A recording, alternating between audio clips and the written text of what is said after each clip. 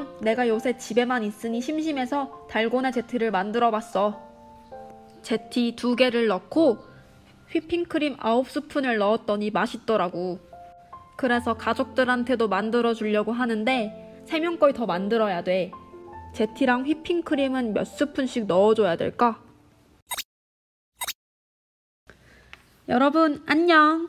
이번 시간에는 드디어 우리가 4단원 비와 비율로 들어오게 되었어요. 앞에서 달고나 제티를 맛있게 만드는 방법에 대해서 설명하는 영상 잘 보고 오셨나요? 자, 우리 그 친구가 가족들한테도 맛있는 달고나 제티를 만들어줄 수 있도록 비와 비율을 열심히 공부해 봅시다. 오늘은 교과서 74쪽에서 77쪽까지를 공부할 거예요. 먼저 교과서 74쪽을 펴주세요. 첫 번째, 우리는 오늘 두 수를 비교해 볼 거예요. 1번 문제, 중기내 학교에서 알뜰 시장을 열기로 했습니다.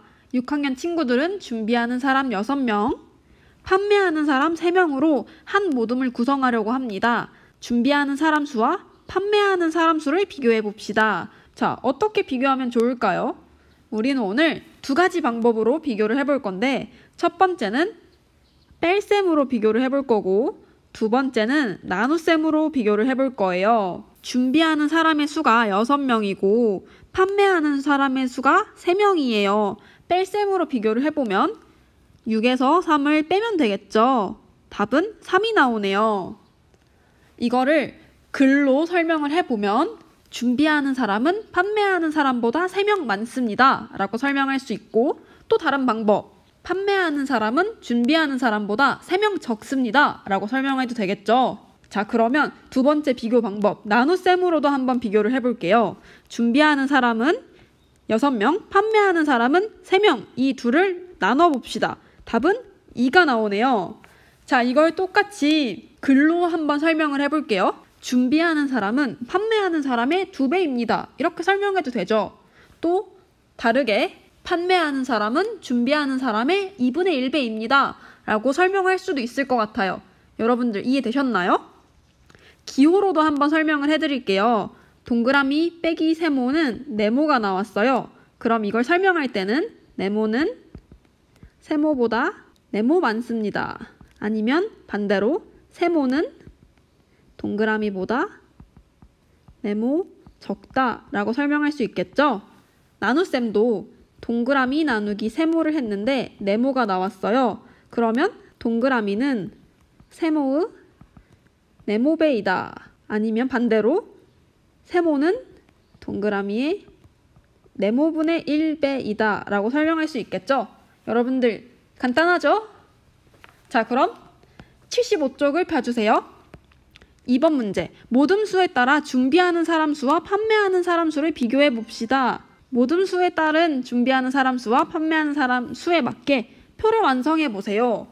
준비하는 사람이 6명이고 판매하는 사람이 3명이에요. 모둠이 하나 더 늘었어요. 그러면 이 인원도 똑같이 6명이 늘고 3명이 늘겠죠. 자, 모둠이 하나 더 늘었어요. 그러면 또 6명이 늘고 3명이 늘 테니까 여기는 9가 되겠죠. 한 모둠 더 늘었을 때에는 여기는 12, 또 늘면 15가 되겠죠. 자, 여러분들 이해되시죠? 이번에도 똑같이 뺄셈으로 비교를 해볼게요. 표를 보면 여기서 여기를 빼면 되겠죠. 6 빼기 3은 3, 12 빼기 6은 6, 9, 12, 15. 뺄셈으로 비교를 하려고 했더니 값이 계속 변하고 있어요. 이거를 비교한다고 설명할 수 있을까요? 그래서 나눗셈으로도 한번 비교를 해볼게요. 나눗셈은 빨간색으로 한번 적어볼게요. 6 나누기 3은 2, 12 나누기 6은 2, 18 나누기 9는 2, 24 나누기 12도 2, 30 나누기 15도 2예요. 뺄셈으로 비교를 했을 때는 값이 계속 바뀌었는데 나눗셈으로 비교를 하니까 값이 일정하네요. 뭐라고 설명할 수 있죠? 준비하는 사람은 판매하는 사람의 2배입니다. 라고 설명할 수 있겠죠.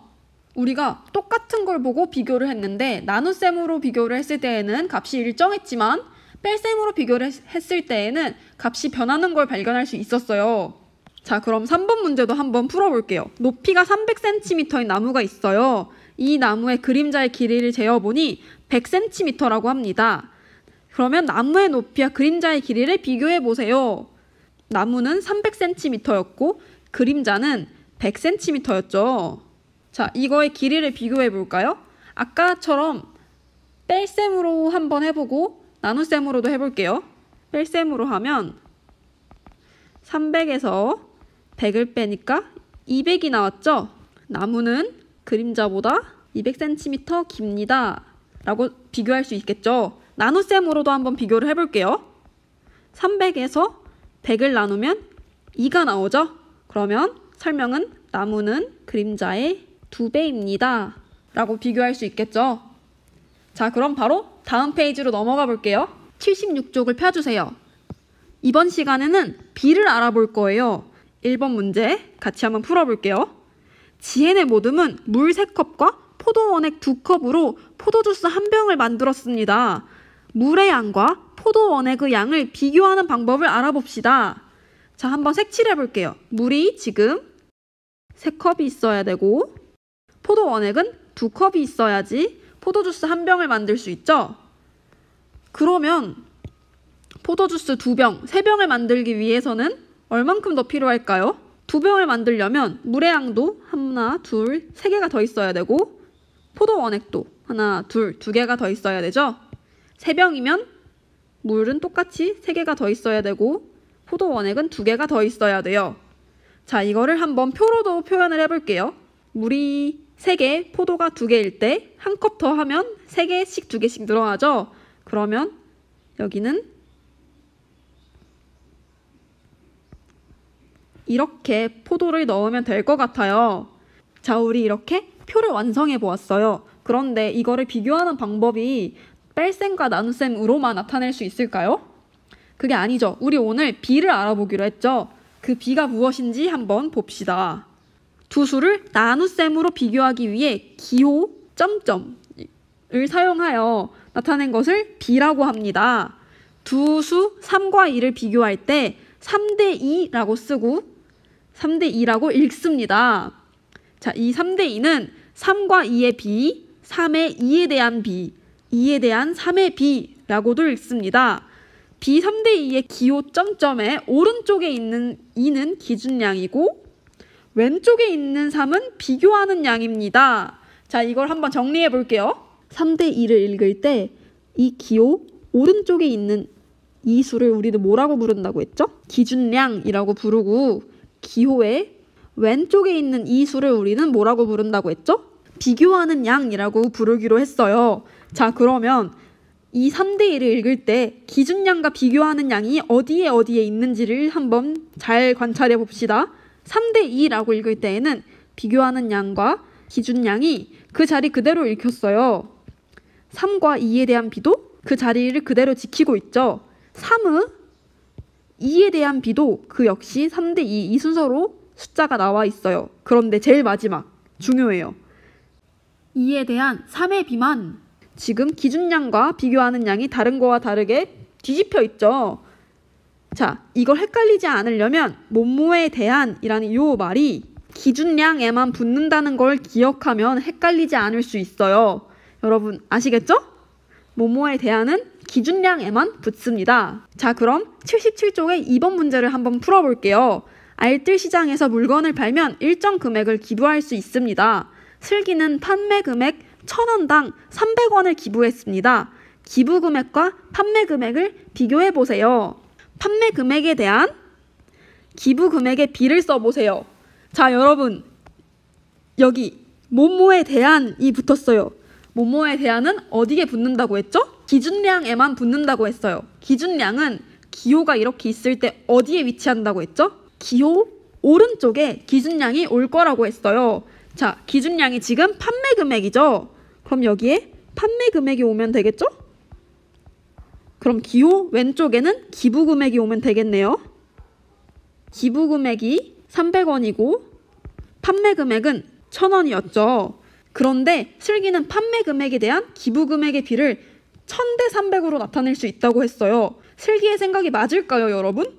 아니죠, 지금. 슬기는 지금 기부 금액과 판매 금액의 위치를 반대로 썼어요. 그럼 고쳐주려면 슬기는 300대 1000으로 고치면 됩니다. 라고 하면 되겠죠? 마지막 3번. 지혜가 50m 장애물 달리기를 하고 있습니다. 장애물은 출발점에서 30m 떨어진 거리에 있어요. 출발점에서부터 장애물까지의 거리와 장애물에서부터 도착점까지의 거리의 비를 구해봅시다.